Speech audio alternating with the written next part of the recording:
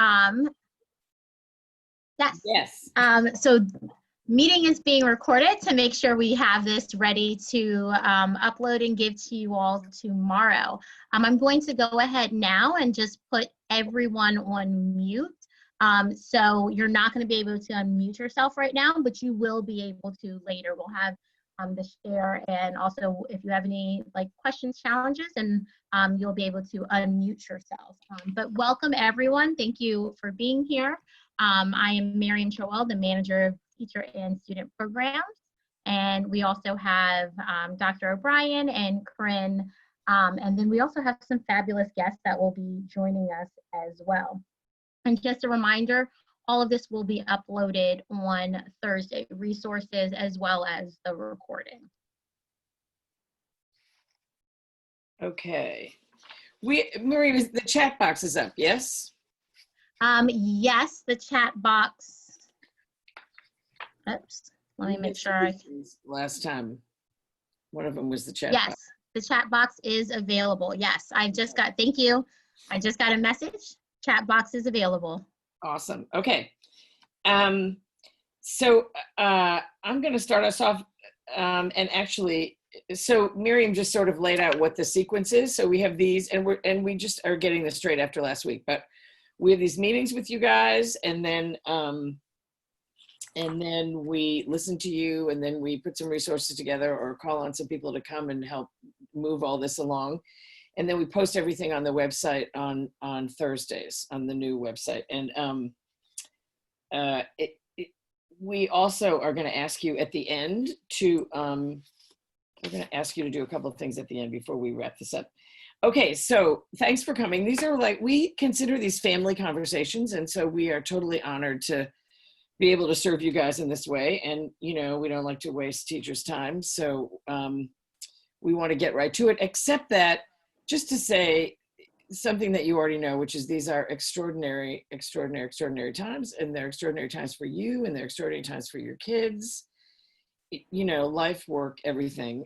And so the idea, like anything that you can give your students, I think, I mean, easy for me to say, am I in a classroom every day? No, I'm not.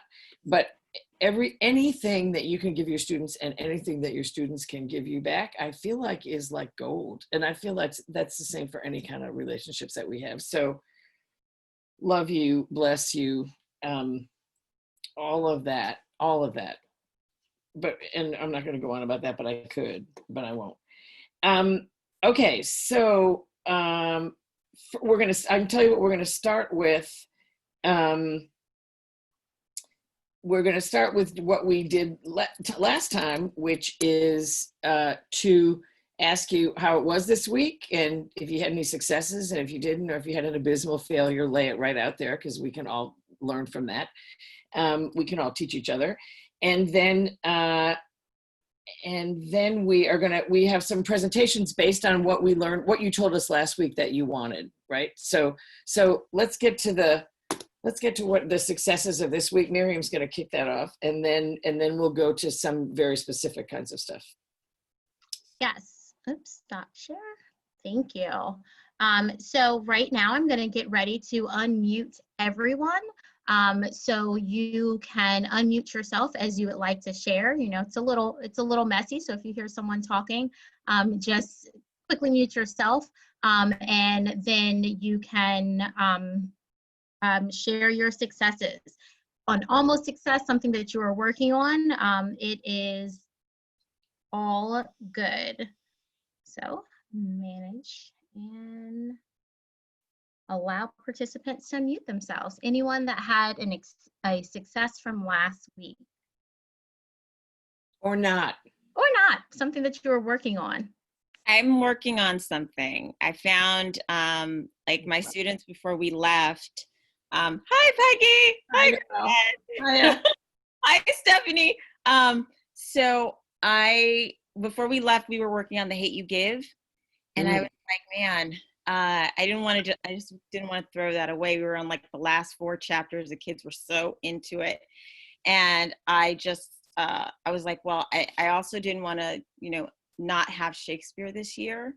And I looked up Folger, and I saw a teacher had already done something with the Hate You Give, and Folger It's something chunked. It's one scene. It's great. So I'm going to be using that. So I'm excited about that. So I just wanted to share that. Oh, good. Thanks. Who else? Does not have to be Shakespeare at all. Hi. Hi, everyone. I had started Othello just before we left for break, and I gave them a cut version of the opening scene and put them in groups, or I let them make their own groups, and they went to various parts of the school, outside, inside buildings, and they did that opening scene, and then we didn't have time to talk about it. So the first thing we did today, which was our first class, I asked them to tell me, since they didn't get a chance to perform it as a final, project of any kind, I said, what did you learn? And the reflections that came out of that discussion were amazing. And it just went far beyond my expectations about what they said about power, what they said about prejudices, what they said about just everything, the subtleties that they hadn't noticed. One of the most important things that some kids had done it with the steps. And so Brabantio was at the top of the steps, and then the two, Rodrigo and Iago, at the bottom. And they talked about how the steps kind of visualized the hierarchy, of race and power. And so that's why they thought those steps were important when they were shouting up. And then another group said that there was a delivery man delivering something to our school, and they were doing, even now, an old black ram is tapping your white you. And I said, by the way, was the delivery man black? And they went, I go, oh, they go, he looked like he was like, what are these guys doing? And who is their teacher? But anyway, it was really great. So I just want to say thanks for that. And the hate you give, Noelle, what scene was paired with Shakespeare? You got 3.3. Okay. All right. Thank you. Yeah. Of Romeo and Juliet. Oh, good. Okay. Awesome. Anybody else got something? What's a terrible thing that happened to somebody this week? Oh, I wanted to say a good thing, Peggy. Oh, go ahead. It's Joyce Sheehy from Vermont. Hiya. And yeah, I was just going to say that, and I don't think it's anything about, frankly, Shakespeare or me, but on Friday, the kids, 25 AP Lit students, we had been reading Hamlet before we broke, and we decided we'll carry on. Our kids will read parts. We did 3 scenes that way on Friday. And then I said, you guys, I don't know how this feels. I don't know how this feels. On Monday, do we carry on and read this online as we might when we were in the classroom, where we actually had costumes? And they said, they insisted on it. And I believe this is partially because they want to be together. They're all seniors, and they are not allowed to be with each other. Yeah. And the way to do this is to gather and to read a play together. And so I just was very heartened by them saying, no, we insist that we do this. That's Yeah. fabulous. I have this idea that the grown-ups are more afraid of this than the kids are. And, I teach in a public school, but my grandson goes to a private school, and it's the same message: don't overwhelm, don't ask too much. And then on Twitter the other day, it was, how dare you ask kids? And I've been doing this for 2 weeks now online, and I find that the kids are very excited. The very same ones who didn't participate in school are signing on and then blackening their screen and muting themselves. It's the same exact group of kids. But the other kids are really excited about it. And I think in some ways the big problem is the administrators are underselling the kids. And that's a first, right? Yeah. That's never happened. We had 2 good things happen this week. I'm with the Shakespeare Theater New Jersey, so I work with schools and I'm not in the classroom all the time. But we started a video series. Actually, it was me and my kids just doing a warm up this week. And next week we're gonna do some Shakespeare challenges out to the various groups. So we're excited about that. And a project I was working on, Winter's Tale, which got canceled. The kids came back and said, can we do a radio play? So we're starting that. So Cool. that was kind of fun. That's so cool. I love it. One really exciting thing that has come to me through all of this is I get to teach Shakespeare this year out of the pandemic, which is very odd. All year I've been told no Shakespeare, no Shakespeare, no Shakespeare, and they decided that the best text to teach while the kids are home is for me to teach Macbeth. So I don't know why they chose that, but I'm really excited. So I told my kids, we're going to read this just like we were in class. We're all going to come together, 3 times a week, and we're going to read it scene by scene. And they're all really excited. They already, we did one yesterday where we just kind of learned how to use the meet feature on Teams. So I'm really excited about how excited my kids are, that they have some sense of normalcy. And they told me they're excited because some of their teachers aren't doing like the live meetings, and they're excited that they get this and they can kind of look forward to it, which is really exciting. Right. And for me, because I love Shakespeare. Thank you. Patricia, you have your hand up. Yeah, I just raised my hand. This group of all groups will appreciate this sad story. Every year, I live in Southern California, and every year I take my AP Lit students to the Oregon Shakespeare Festival. So here's the story. We went up on 2.5 weeks ago on Wednesday. We got off the bus on Thursday, and the Oregon governor had just put a ban on gatherings of over 250, and the festival canceled everything. And they're dark now until September. Those kids, it wasn't just that they had spent the night on a bus. They had, they were so excited. Midsummer Night's Dream and a mashup of the Henry VI plays called Bring Down the House. So I just, that was catastrophic, and I'm still working on ways to make it up to them. That's my sad story. Okay, couple more. Any? Nina. I wanted to share a co-positive situation. I teach at the Montessori School of McLean, and we went to the Folger Theater for many, many years, and we always do a 20-minute cut script because the kids are 4th, 5th, and 6th grade. But I hadn't started working with them yet this year. So last Friday was my first online class teaching The Tempest. And I do it very interactively, where I give the kids a part during the story, and they just stand up or sit down, and during that reading, kind of an animated way that I tell the story. And they loved it. They were very into it. I used this part of the G Suite where not only did I meet live, but I was able to share my screen. So I could put the characters up and kind of who they are, and then take them down and work with them back and forth. So they could, see information for a few minutes, and then we could play with it and work with it. My goal is to kind of totally rewrite the script that I have so that it's more monologues instead of so interactive, because with younger students, I don't like to have long monologues. Usually I like to have them shorter. And I'm hoping— And The Tempest has a lot of long monologues. Yeah, I'm going to pull a few out and shorten it even less than 20 minutes is my plan. And then to do something where I do some kind of video collage. That's my goal. Have them create their own costumes at home, and try to mash it up together. I've kind of working on some training to figure out how to get that all together. So that's something I'm really interested in learning, how to take separate videos and put them together. Great, thank you. It's a good start. Brendan, you have your hand up. Brendan. Hi. Hello. Hi, Peggy. How are you? I'm well, thank you. No, I just wanted to share, I was just finishing up Hamlet as we all close down. And I always end with assigning different groups to perform different scenes where they would cut the scene and block it out and rehearse and perform in front of the class.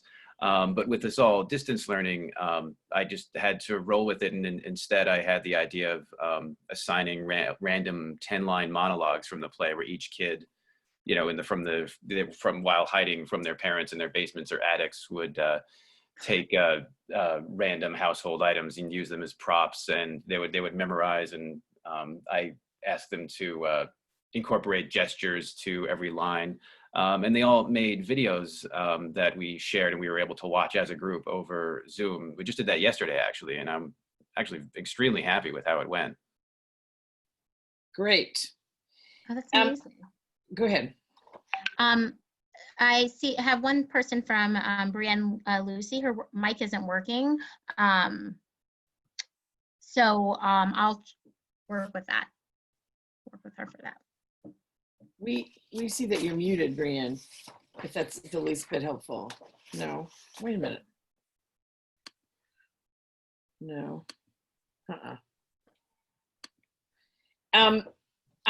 We're gonna keep going. So, and what's interesting is a number of you who have talked about what things that have happened this week is, it sounds like you have a lot of technology. Let me tell you what you told us last week. Actually, before I do that, Miriam, I'm gonna like roll right through this little part here, okay? Yep.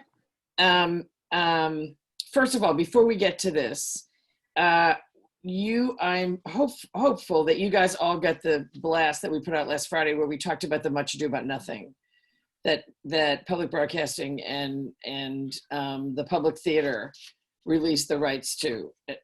Somebody nod if you all got that. All right, so you know how to get that. Okay, because that is really, oh my goodness, that is a completely fabulous, I just watched it again last weekend. It's just wonderful. I don't care what you're studying, it's wonderful. And actually, if Othello is the play that you're looking for, we're going to talk about plays in a sec, but if Othello is the play you're looking for, in a lot of ways, Much Ado and Othello are the same play. They start out in some ways being the same play. They end up really differently, though. Anyway, so I wanted to make sure you knew about the Much Ado. So here's what you told us last week. Miriam's got some hot slides.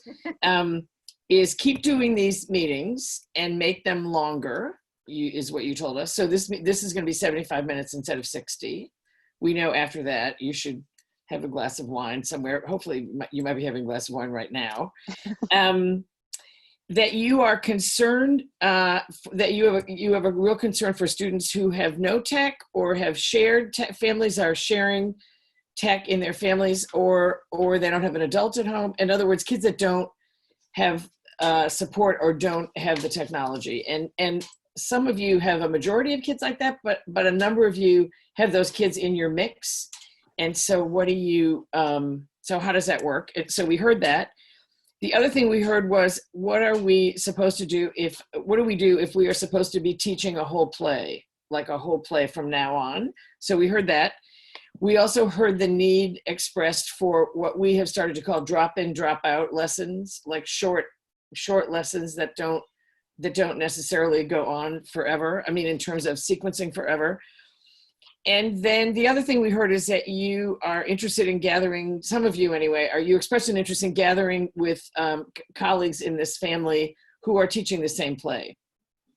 So actually, we've got some presentations on the earlier stuff. Let me just tell you, so I have been calling those affinity groups who want to get together and talk about ways in which you can teach certain plays. So let me just say that of the people last week, this week, when you guys registered, that's why we asked you what play you were interested in, and we did only give you one choice, just saying. So 35 of you interested in Romeo, 34 Macbeth, 29 Hamlet, 21 Midsummer, 10 Othello, 9 Caesar, and 62 of you hit other. And so what we are going to do at the end of this session is get you a link to a Google form. So we have a Google form now. All of you who told us what plays you're working on, and some of you, though, may not be interested in being in an affinity group. So we're going to ask you if you would like to sign on for an affinity group, and which play, right? And so then based on that response, what we are going to do is put together some of these groups of you, and we are going to put you together with a Folger, somebody who's been a Folger mentor teacher who has particular knowledge of this play. Not that they would be the be-all, end-all, because none of us are the be-all, end-all, but they would be the leaders of this, and we would also give them access to the Folger Education Zoom account.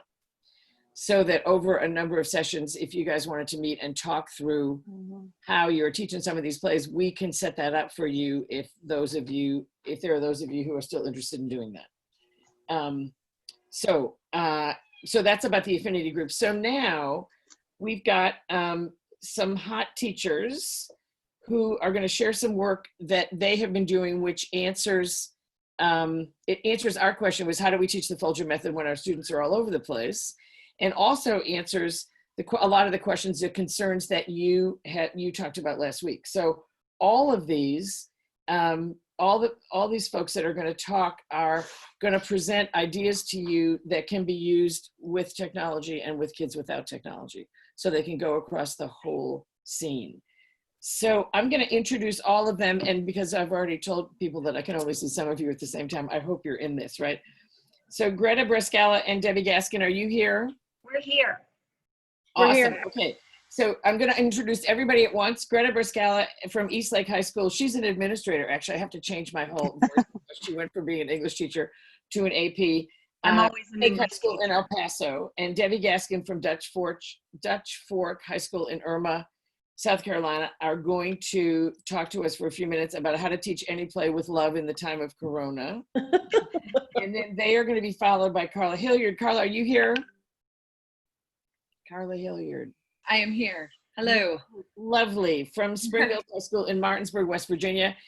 She is going to show us some specific assignments that worked well for her and for her students. And she's also going to bring in some work from her colleague, Jessica Salvia, who I don't think is here. Yeah, I made it, Peggy. Oh, perfect. All to the good. All right. And then after that, the batting cleanup in the non-baseball season is Corinne Villeta, who has been, who works with students and teachers all the time, but who has been working specifically in the last couple of weeks with DC Public Schools on some of these same issues that we're talking about. So we're going to turn this whole show over to them for the next little bit. And then there'll be time. What I'm going to ask you to do is hold your questions or put them in the chat box to be answered later. But there'll be some time for we left some time at the end for some verbal Q&A also. So Debbie and Greta, will you start about love in the time of Corona? Sure. Thank you. We're trying to be humorous here. So Debbie and I have been teaching collectively for a very long time. So what we were kind of focusing on for you guys is to take any play and again, to be able to do a lot of that asynchronous learning, right? Because we don't want kids, if they're sick, their parents sick, somebody's, they can't get in and out of your content. We want them to be able to make up stuff easily and still enjoy Shakespeare in the plays. So the first activity that we are recommending is some sort of big picture activity, giving a plot summary. I know that's like giving away the whole play, but they already know. So Debbie, you want to talk a little bit about big picture activity? We talked about giving the 20-minute Shakespeare or 15-minute Macbeth or 15-minute Othello. Do you have, you'll have access to that, right, Peggy? Is that right? Yes, actually, I should say something before you guys keep going. Okay. And that is that what Greta and Debbie are doing right now is just going through the outline of those pieces where you can teach a whole play in chunks like this. And then what they are going to do is the first play, we figured that the first play ought to be Romeo and the first play should be Romeo. They are going to put all these materials together and those are going to be posted on the website. So this is just to give you an idea of what the spread looks like. And then you will get those materials. And actually, Trevor, we should do this for your 7th graders. Why do I think your 7th graders are reading Midsummer? I just made that up. Never mind. Trevor's doing something else. No. I'm right here. Anyway, you're dead on. My 7s are reading Midsummer. You got it. Perfect. It's not a hard guess, right? So, Deb and Greta, will you go ahead? I got my eye on the clock, but go ahead. Okay. So the first one is some sort of big picture activity to just get like famous lines out and get an overview for the kids. The second activity would be taking lines, kind of a through line of different characters, maybe Iago, maybe Romeo. Deb and I talked about how Romeo and Juliet, everything they talk about with each other is love versus death. looking at those lines and having kids respond to them. The third one would be some sort of picture activity, which we can either get from Luna, and we can show you that, or Google Images, where you're showing like pictures of the balcony scene or a fight scene and having kids respond to visuals of that. Deb, did you want to say anything else about that one? No, I think you're good. Okay. Number 4 is a big one because we don't want you guys to think you have to teach the whole play, okay? And I'm talking about my Hamlet fans there. So poor Fortinbras, he's going to get cut, okay? So what we want to do is give you like 5 key scenes that sum up the play. And we don't want you to feel bad like, oh my God, I didn't teach Act 4, Scene 2 of Macbeth. Nothing's happening. It's okay. Move on. So no guilt key scenes for kids to read and respond to in any way you want. Deb, go ahead and do number 5. Then we thought we would pick a focus scene or a soliloquy that we thought sort of encompassed the entire play. If you look at plays through a theme, or you look at plays through a motif, or you want to look at a certain character, that we would give you a soliloquy or a couple soliloquies to choose from, and find ways that students can interact with them on their own at home or virtually if you have technology. Yep. And then the last one is one of our favorite activities, which is a prompt book, which is taking a cut scene and having kids put in movement, and Corinne's going to talk a little bit about that. Movement, tone, who has the power, who has the focus in the scene, and have them look at those kind of things. So that's kind of our overview there. Deb, anything else? Nope. Just to wrap it up. Greta and I talked for a long time about what we felt was most important when teaching a play. And we thought these 6 things would get your students an authentic experience, even though they're doing it from home without you next to them. So we think it'll work well. Yep. Okay, that's it from us, Peggy. That's awesome. Thank you. And as I say, they are going to start to put together materials for these kinds of materials for various plays, the most commonly taught plays, the plays that you guys have asked for the most. And so hopefully that will be an important thing for you to use. This also, I'd like to say that under the worst of circumstances, right?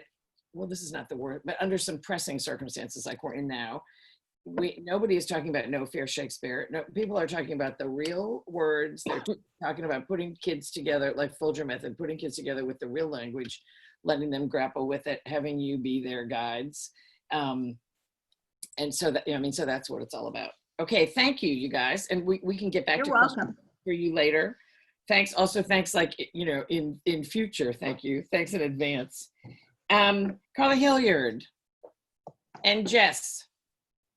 Are you ready? Hello. We are ready. Awesome. Hi, everyone. Yeah, so I'm going to talk a little bit about what has been working for Jess and I, and then I'll flip it to her in just a moment. I know teachers everywhere are having this conversation about what is the most important thing that we can be giving our students right now. So I think in our experiences, what we've gotten the best response from with our students is offering them voice and choice in their assignments and giving them an opportunity to be creative and reach like some more flexible outcomes rather than like a rigid, essay formal, like super formal format. So I know I've been spending a lot of time thinking about questions like who is the work for, and who does it benefit, and who might it harm? We're always thinking about kids who have access to things. We have students who are working full-time jobs right now, as I'm sure you do too, wherever you are in the country. So we just have like 2 really quick activities for you. Let me see here, I'm gonna click. There we go. So the first idea was actually inspired by Top Chef, if y'all were Top Chef fans. The Top Chef Quickfire Challenge, where they would like throw a food out and they're like, okay, you have 30 minutes, make this thing with like this very random ingredient, and like everyone makes something beautiful and super creative. So in my classroom, I was right at the end of Hamlet as well. And so what I would ordinarily assign and the activities, all those wonderful like end of the play activities where we would go back and make meaning that's really rich. I had to just make my peace with the fact that that wasn't going to happen. So the idea is that you ask kids to make anything at all from their home in their current environment. So like look around, what is your top chef quick fire ingredient? And make something that captures the meaning of the work. I asked my students to record a Flipgrid showing it off and explaining it. But of course, for no tech, you could just ask for a written reflection and then collect that however your district's handling work and grading. So these are the directions that I gave to my students.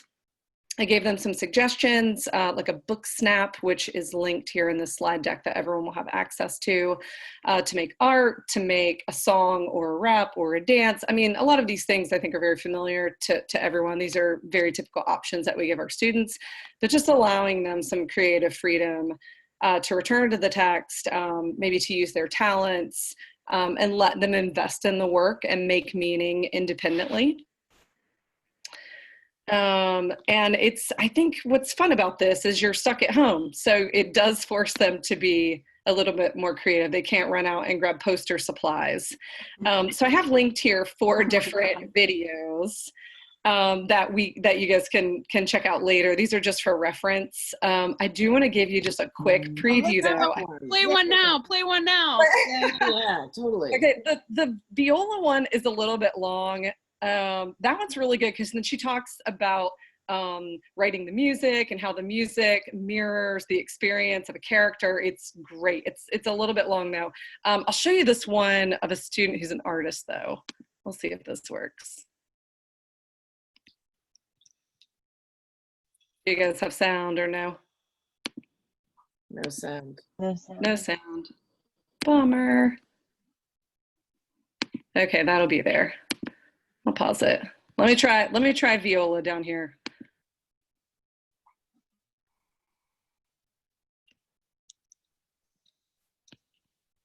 No sound, homie.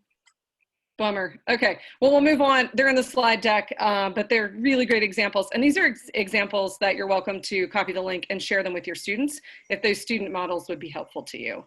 So cool, quick and easy, make meaning on your own, look around your house, get creative, make a thing, explain it, relate it to the text. I'm gonna flip this to Jess. And Jess, I have control of the slides, so I'll just click after you talk about your idea. Yeah. So, I mean, we all know necessity is the mother of invention. So that first day before schools pretty much across the country shut down, we were already scheduled to have a work day that Friday. And our principal called us in and basically said, everyone, we don't know what's going to happen. Get ready to be off for potentially 3 weeks while we disinfect the schools.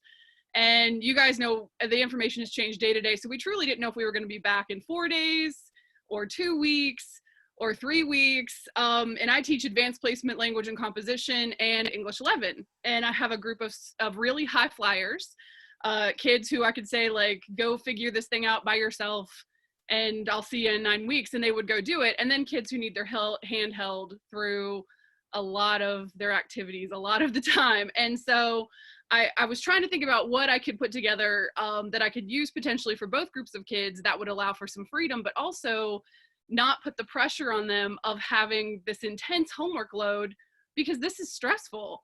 It's stressful and the news is scary and the students are anxious. And for a lot of my English 11 students, school is their safe space, and a lot of them work and they take care of their little brothers and sisters. And so I was trying to think about what was the most accessible thing. So I made a menu list of activities that were all things that we had either done a version of or a variant of, and they had seen this activity format from me before, like a choose your own adventure style. And then I gave them, do you have it on the next page? Thanks, buddy. I gave them sort of like a bingo sheet, Monday, Tuesday, Wednesday, Thursday, Friday. And the instructions were, listen, this is your time. I need to know that you're keeping your English class brain turned on until we know what's going to happen and how we're going to move forward and how we're going to have school the rest of the year. For right now, you're going to choose your own adventure every day. So they would pick a task from the menu sheet that they wanted to complete. They just like chart it on the task, write a short reflection summary, and then they kept all that together. And so this is the week they're submitting those things to me. I actually haven't collected any work until this week. So they're submitting those things to me. I'm like taking pictures of it. Kids are sending me things in the mail. Kids are of course emailing and submitting things through Schoology. But the idea was to give them a lot of choice and a lot of freedom, and also give them the ability to curl up in bed and put the covers over their head if they needed to as well that day. So that's all I have. Oh, and then, this is of course, one of my AP students made this beautiful, one of the options was to vlog about something that you wanted to create or something that you liked. And I gave them some options of what vlogs look like. And Grace did this beautiful paint with me vlog about how to use gouache, which was a new medium for her. So the only other thing I would add before our time is up is that both of these are accessible, of course, with any text at all. And I think this could work pretty well for drop-in, drop-out lessons and activities. So actually, we are doing really fabulously on time. And so I want to know if do people have questions or comments or for Carla and Jess? I'm going to go backwards to Greta and Debbie as well. Questions or clarifications from them at all? Oh, one moment. Let me go ahead and make sure everyone can unmute themselves. Okay, participants, teachers, you can now unmute yourself if you have a question. Jessica. Yeah. I'm wondering, it's Noelle. I'm wondering, was your bingo card connected to a text, or was it just a free, they kind of know where they want to go, where they need to go with everything? Here was the sticky situation we were in with my English 11 students. With my AP class, we were right in the middle of a unit on man's relationship with nature. So no, they had my AP class, some of their choose your own adventure items were watch a documentary from any of these lists, and I gave them a huge list of documentaries that were available on YouTube, Hulu, Disney Plus, Netflix, Amazon Prime, like Blackfish, The Cove, Food Inc. And then they had to do a rhetorical analysis. So I tried to gear my AP classes tasks toward that unit that we were in at that point. With my AP with my English 11 students, we had just finished Randy Rebet's Patron Saints of Nothing, and we were completing, and I'm sure some of you have seen it, a character analysis fever chart. I think Carla has shared her Hamlet version of that several times, where you track changes in a character throughout the course of a text or a book, and you chart it like you would a fever chart, and then like the x-axis is page numbers and the y-axis are the changes. So one of the options was finish your character analysis fever chart. One of the options was read an op-ed in today's paper or online, write a response. We use Khan Academy, and most of my students had access to Khan Academy. One of the options was get on Khan Academy and practice SAT prep for 20 to 30 minutes. So no, but there were a few of the options on the menu that reference them back to the text we had just finished. So we had just finished a novel. Great. Thanks. And Donna, I see your hand, so I'm going to go ahead and lower it. Yeah, thank you. I just got my questions answered by Jessica, so thank you so much.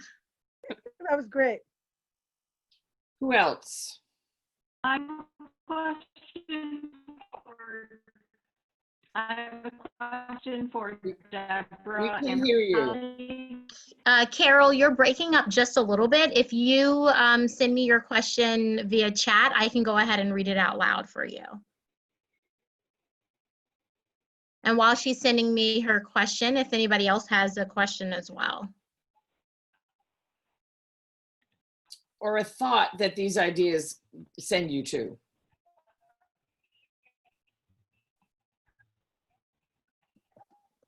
Sure. So one thought that I had, Jessica, when you were talking about that activity, a day tracker, I'm also in the spot of I have Hamlet left. We Act 5.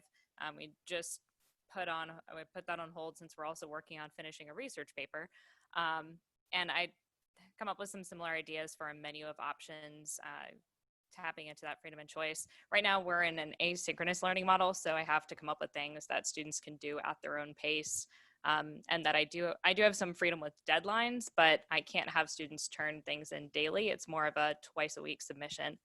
So if anyone had any ideas for like pacing, and that menu of options. Yeah, so none of that work on that original bingo sheet was due until like this last third week. So if you have to do a self-paced model, you could maybe set it up that way, where they're submitting every 2 weeks or even every month, or however your district is asking you to do that. And then the one thing I left out is that I have twice weekly available Zoom hours where they can call into a Zoom chat and ask me questions about the work. And I post, we have Schoology. You guys, anybody have Schoology? We have Schoology, Yeah, some people do, which yeah. has been like awful, but I post an update and announcement on every morning at 9 a.m. Good morning, my dears, I miss you. Here's what you should be working on today. So they have an idea of what that week, I mean, like every day they're getting some sort of blast announcement from me. So I have been in contact, I think I have like 125 kids. I have heard in some form, either via Zoom or via email, all of my kids, but about 10. There are 10 kids that are still in the wind for me right now. Anybody else? Question, thought? Okay, Corinne, you're up. Hi, that was awesome. Yeah, totally. Oh, wait, thank you so much. Can I just say that? I'm thinking about how great that was. I'm forgetting to even thank you guys. Thank you. Corinne, right before you asked your question, we had one more question. Oh, sure. Yep. And this is from Molly, who's asking, what about introducing kids to Shakespeare for the first time via virtual learning? She says, my 8th graders are used to me because I taught them in 7th grade, and we just finished a big poetry unit, but my current 7th graders are terrified. They have no experience with Shakespeare, and normally we play a game to get their feet wet. Any suggestions for how to begin? Corinne, you want to start by taking a crack at that? Sure. I think that goes along nicely with what's happening in DCPS, because what I've been working on is actually introducing Shakespeare to all 9th graders in DC public schools, and also on doing the 10th grade unit on Hamlet and a brand new 12th grade unit on Othello. So in DC public schools right now, all students are embarking on their Shakespeare unit, and in a perfect world, they would all be in person doing this work that Molly's talking about, right? Like they'd be on their feet, they'd be speaking the lines, they would get all this magic face to face. And so with our amazing colleagues on the DC Public Schools secondary English team, we've just been figuring out some ways to make the Folger method work in 3 different scenarios. And so DC actually thought of those scenarios. So the first scenario is, I'm a student and I'm completing this activity independently. I'm a student and I'm completing this activity with a family member, a really intrepid family member who wants to play Romeo to my Juliet. Or I am a student who is doing this online with my teacher and my classmates, right? And so that's kind of what we've been talking about mostly here. And I can give some really quick ideas for how you could start Shakespeare in that setting, but I really want to focus on those other 2 scenarios because they haven't gotten a lot of attention tonight, and we don't want to further the inequities that exist in the education system by obviously leaving those kids out. So anyway, first of all, like, look at the Folger method, right? Like, look at the stuff that we have on Forsooth for starting a unit. So I'm going to share a couple activities with you. Look at word and line tossing. We have a million lessons for those, and we'll post some tomorrow on that COVID-19 page so that you can see what everyone's talking about. You can absolutely do word and line tossing on Zoom. So if you want to show one line on your Zoom screen and have kids read that line in lots of different tones, you can have them do that and then have them reflect or discuss what the changes in tone did to the meaning of that line. You can also, if you have a Zoom classroom, you can also have students do choral reading in real time. So word and line tossing and then choral reading. So we can certainly like repost a bunch of these resources with a view towards online learning on that webpage. But what we've learned in sort of thinking through this puzzle, like how do we take the Folger method and make it work online? What we've learned is that there actually are ways to get those introductory activities to sing on Schoology or on Zoom or whatever platform you're using, and we can certainly talk more about that. So I would say word tossing, line tossing, choral reading, And then you can tap into the digital image collection from the folder too. We posted that on the COVID-19 webpage last week, and we would be happy to provide more ideas for how to use Luna, is the name of the digital image collection, to teach plays. So I think a lot of this gets at the question, which is, in this new world, right, in the time of Corona, what is the most important thing for our students to take away from this experience? Obviously, like Carla alluded to this, and it is that we love them, that we care about them, that we're here for them, that we believe in them, and that they can do this. And we're all figuring it out together, right? Like, we're all learning together, and no one has all the answers. And in a weird way, this is kind of like the perfect set of conditions for the teacher to get out of the way, right? Like, we're all learning together. So I think that's important. If we want to get into like the intellectual work, right? The intellectual work is about the language, right? It doesn't matter if you're teaching Shakespeare or you're teaching James Baldwin or you're teaching Maya Angelou or you're teaching Julia Alvarez, doesn't matter, right? It's about the language. And so what do we know about the language and kids? Well, we know that the magic of this whole thing is about the sparks that fly when students come in direct contact with that rich language. And how do they do that? They do that through performance. And so the challenge that we are facing is, how do we get all students, right, to have that meaningful experience with the language through performance when they might not have people to perform with, when they might not have synchronous Zoom platforms, when, you know, this might be their first time performing anything. And so what I can share with you right now are some ways that DCPS and Folger have been working on addressing all of that.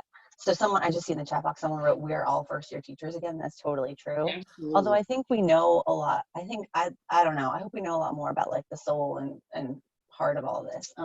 But yeah, this is tough.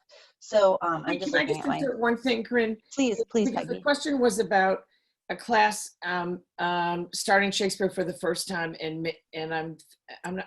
Why do I have 7th grade in my head? I feel like they were middle school kids maybe.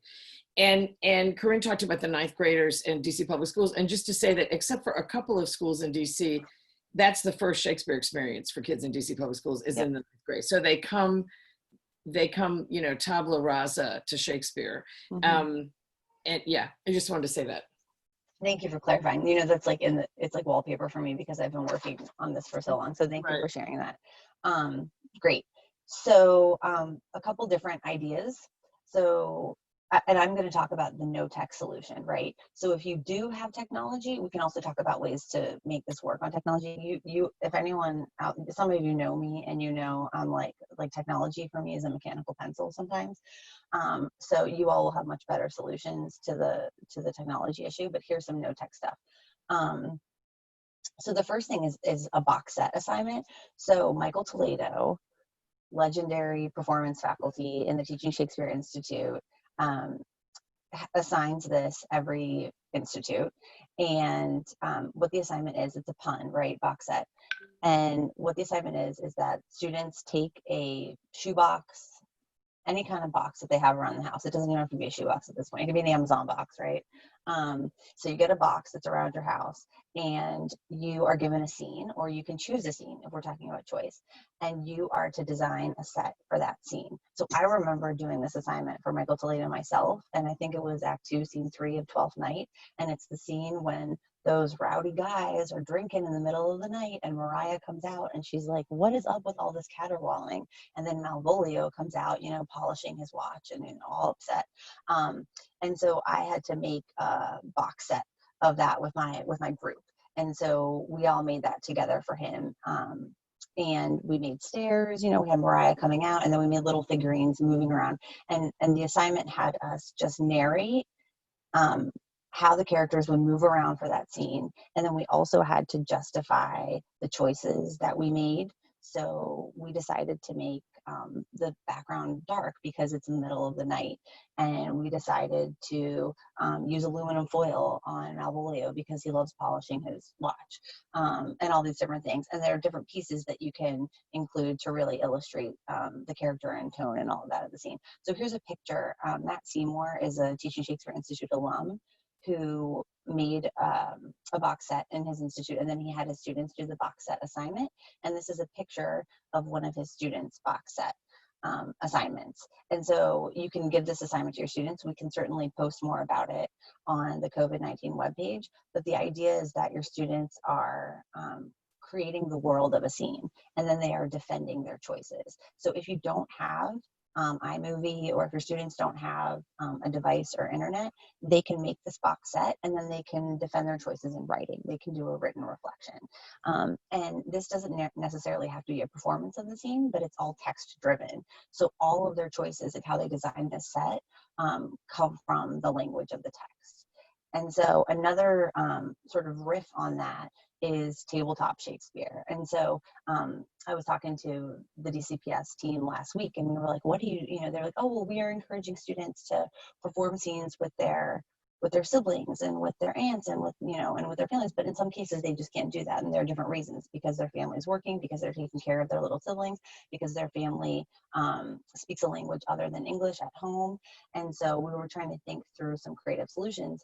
And one is this tabletop Shakespeare. So to have just everyday household objects, or to have students draw their own little figurines and mount them on the table and just actually perform a scene, right? So you can assign the opening scene of Othello if you're teaching Othello, and you can have students make their Brabantio and their Iago and their Rodrigo, and they're moving around, and you can have them go on the balcony or do whatever it is, and you can do that on the tabletop. If you have technology, you could actually have your students film that and submit that. But the technology is not essential to the learning here. What is essential is that students reflect on the process, right? Because this is all about revealing to students a couple things. First, that they can understand Shakespeare's language on their own without any teacher explanation or any no fear Shakespeare. Like, they can do this. They don't have to know the meaning of every single word, right? But they just have to get the gist, and they have to make it their own.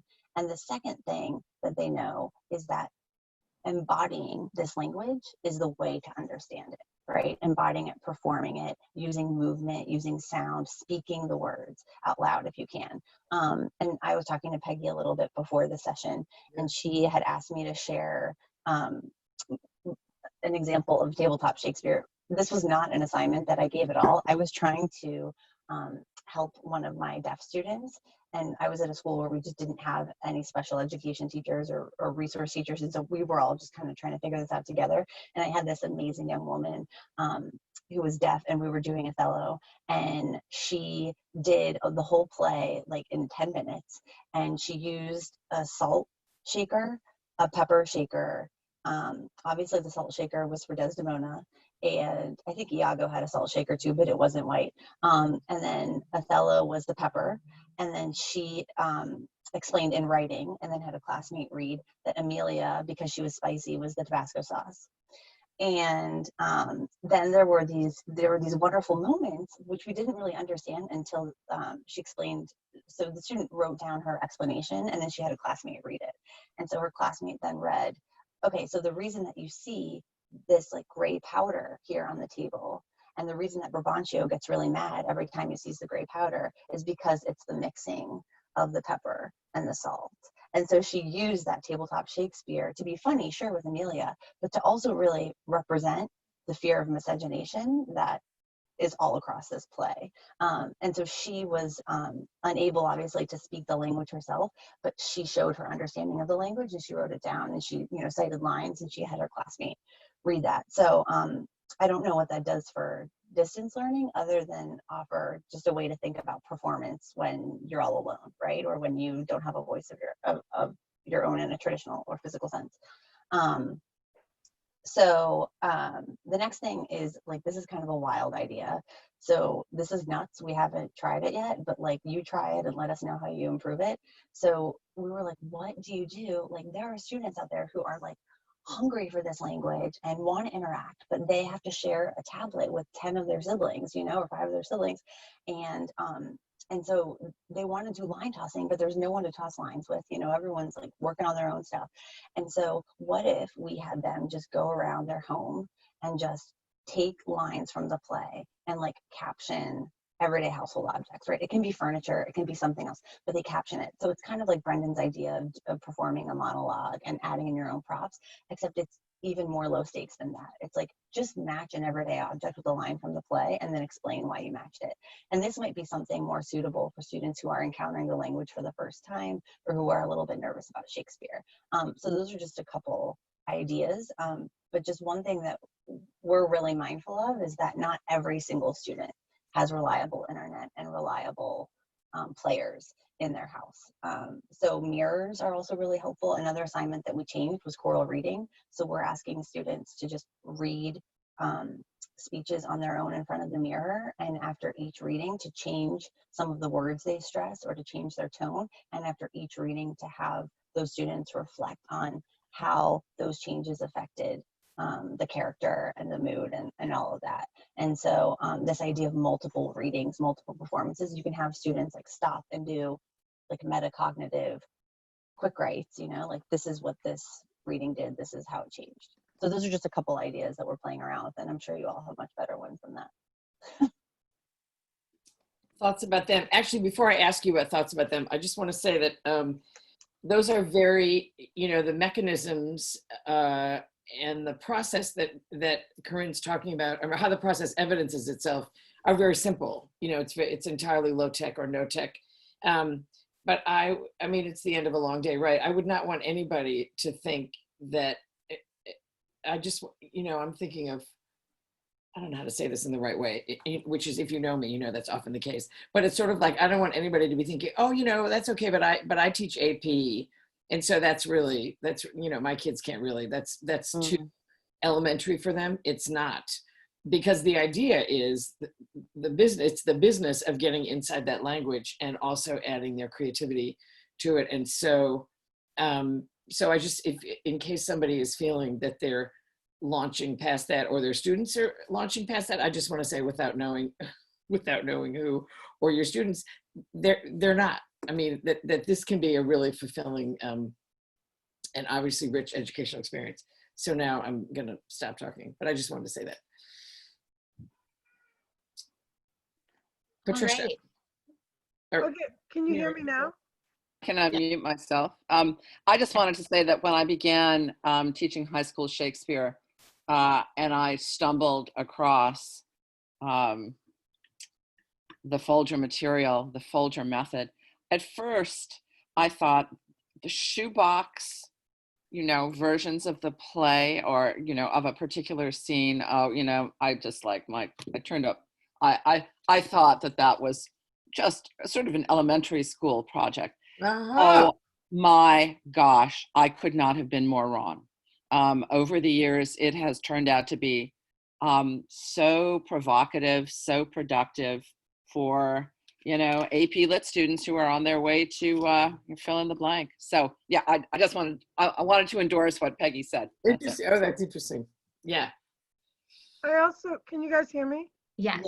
Okay, I also wanted to endorse what Corinne and Peggy said. I think kids right now, as we've all said, are really, really stressed out.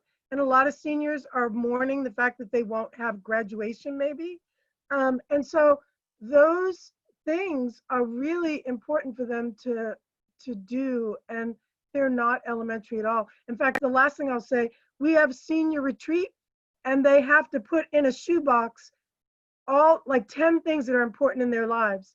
And they go away from school, and then they have to explain each item in the box and how it reveals their identity. And they come back from that retreat saying it was the most powerful experience. So I can only say, yeah, yay shoebox.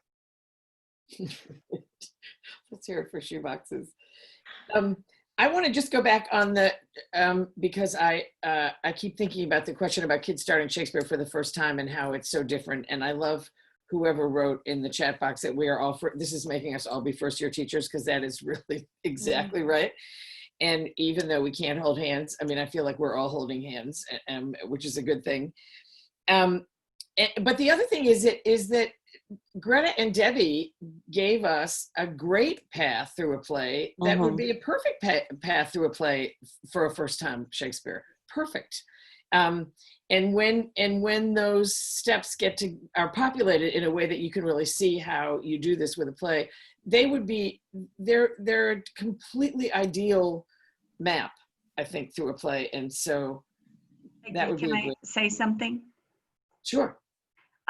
Yeah, and normally, I mean, we're so used to being on at the beginning of the play and doing our big intro and here's what we're gonna do. You guys, we're relieving you of that guilt. Like, just let them go in there, and yeah, they might say a line wrong, but they're saying it. So really just, forgive yourself, and you can do it different next year, but just let them go at it. It's gonna be okay. Thank you. Any further questions specifically for Corinne? If not, any thoughts about anything based on this? We're gonna wrap up in a few minutes, but just more about, I don't know, more about how it's going, more about your kids, whatever is on your mind. And you're all able to unmute yourself right now. So if you do want to say something, feel free to just unmute. I'm Vicki Sherelds, and I teach at a small community school in Lima, Ohio. And I just want to say thank you to you because it was my first opportunity to introduce sixth graders to Shakespeare. And so I started them with the Shakespeare in the Park, The Much Ado About Nothing. And they were so involved, and every day they came into class, they would say, are we going to watch some of that? Are we going to watch some of that? And I gave them the actual script, and then, they listened to those interpretations, and they were so immersed in it. And then PBS took it off of their free site. We weren't finished. And they kept saying, what are we going to do?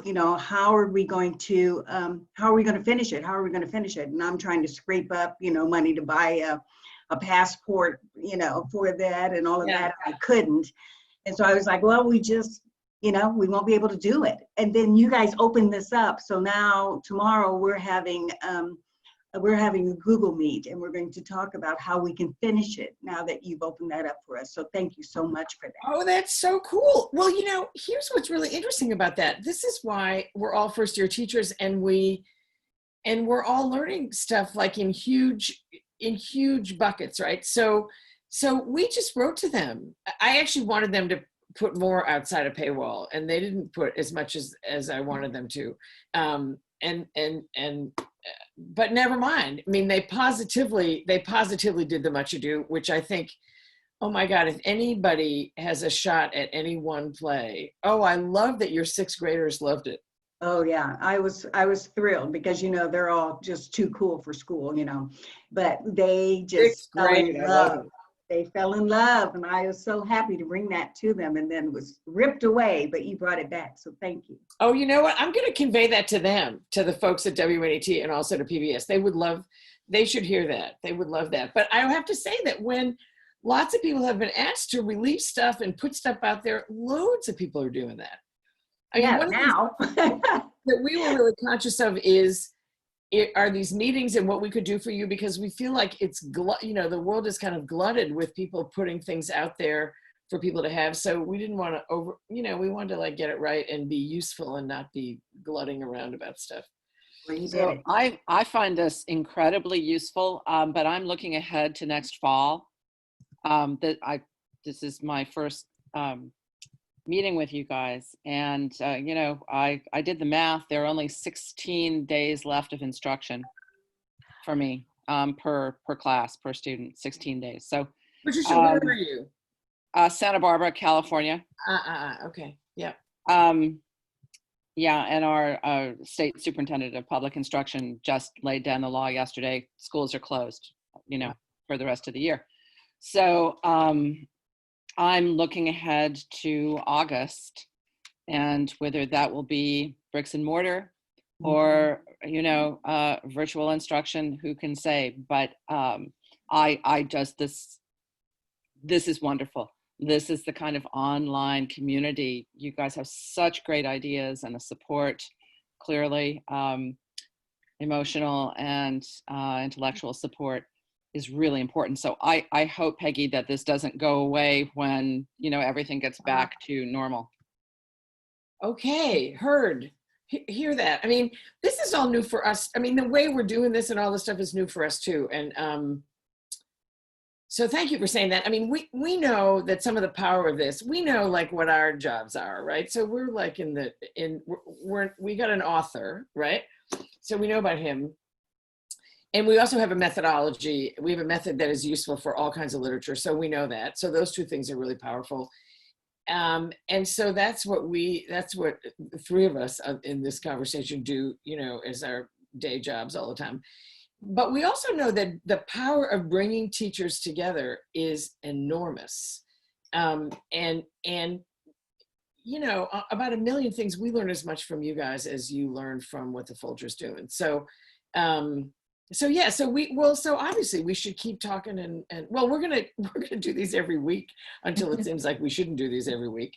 And then we'll figure out what the next step is. But this is new for us, you know, also. So, but thanks for, God, 16 days of instruction left. Wow. Let me give you one. It's 10 after 8 in Washington, D.C., in your nation's capital, where everything's just going swimmingly. I hope you've noticed. So just to say a couple things. One is, this is a total Folger thing, but you know, Shakespeare's, or you may not know, and it may be fine. Shakespeare's birthday is April 23rd.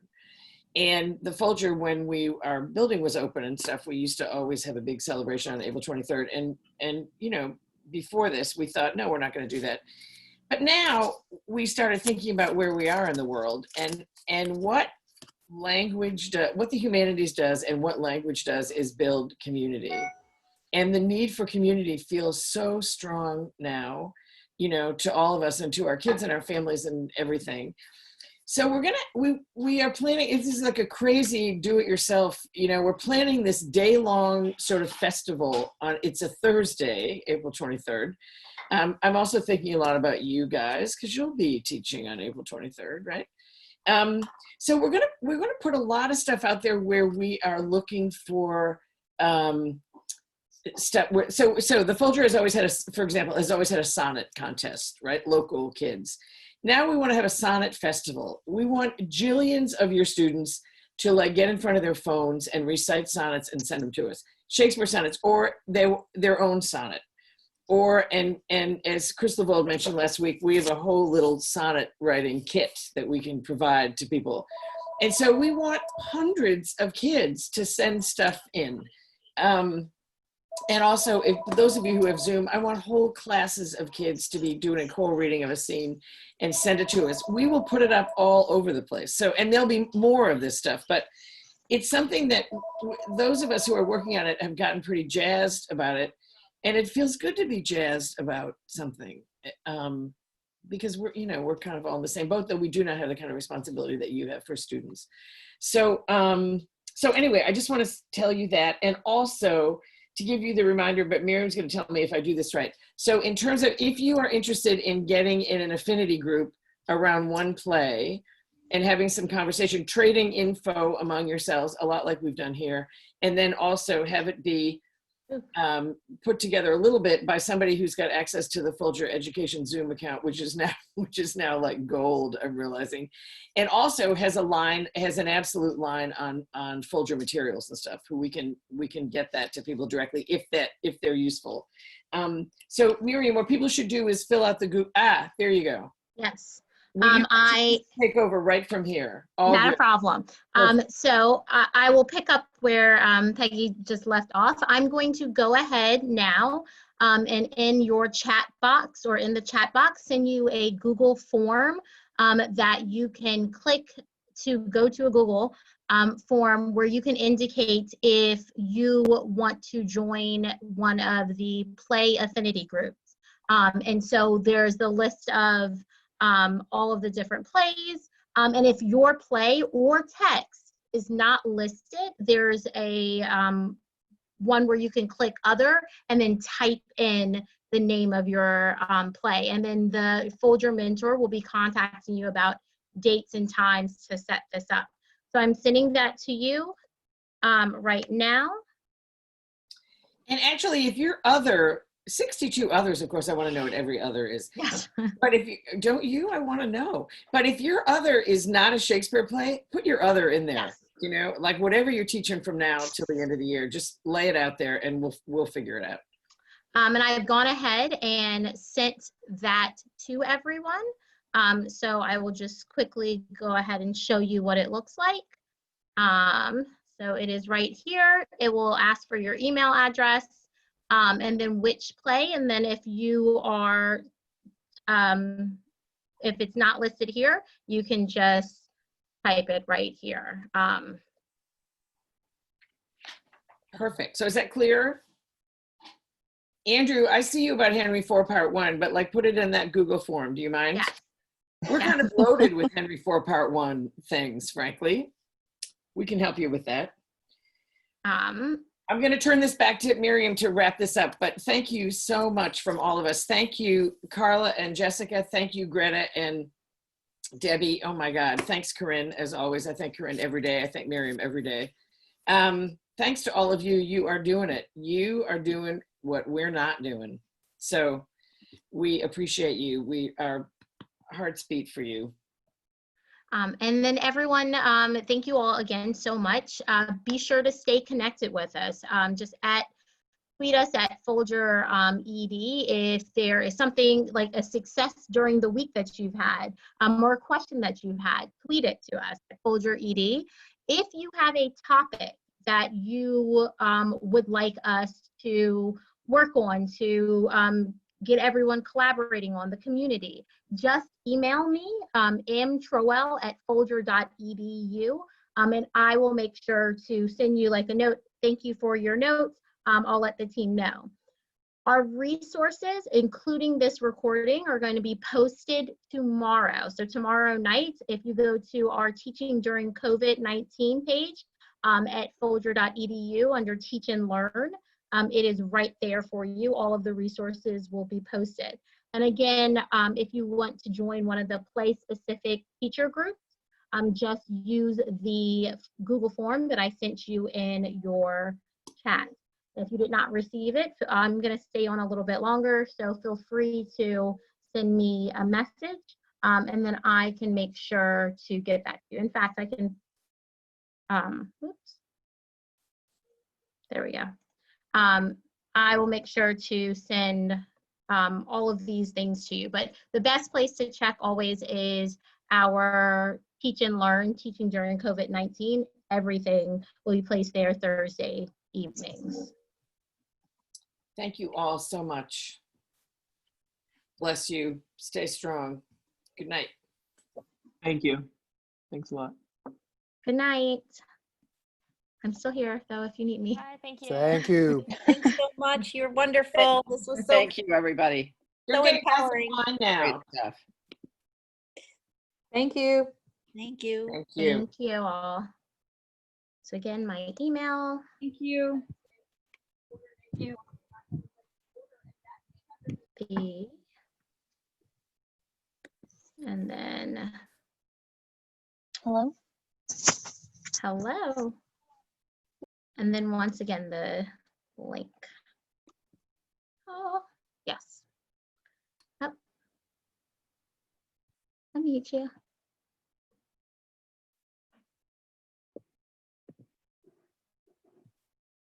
And I sent the link once again, the Google form link once again. Thank you. Thank you. Bye, No problem. Donna. Bye. Hey, can you do more than one affinity group?